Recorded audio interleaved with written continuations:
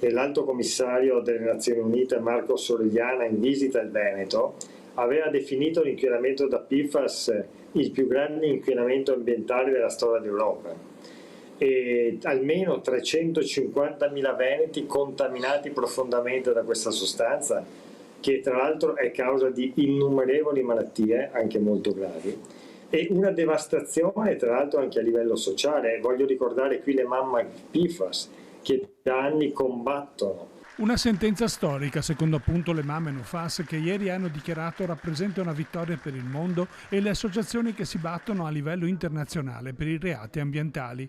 Una valutazione che condivide Andrea Ferrazzi, ex parlamentare del PD e ora presidente e fondatore dell'associazione Persone Ecologia Reti.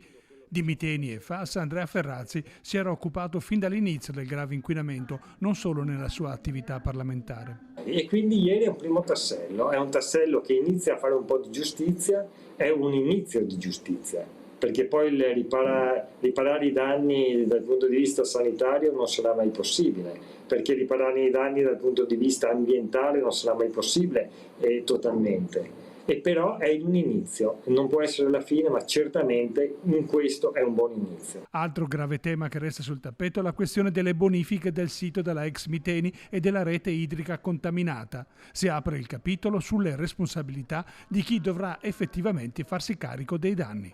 Il pubblico ministero giustamente aveva attribuito tra i crimini commessi ai manager e proprietari dell'azienda Miteni anche reati di carattere fallimentare, in quanto l'accusa, che poi è stata recepita dal giudice di ieri, è che costoro avevano creato ad arte un fallimento per non rispondere poi dei risarcimenti e delle bonifiche. Qui stiamo parlando di bonifiche radicali che sono necessarie.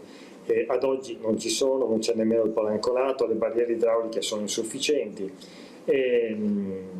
Il criterio è che chi inquina paga e quindi questa sentenza deve essere un primo punto di partenza per far sì che ognuno si assuma la responsabilità.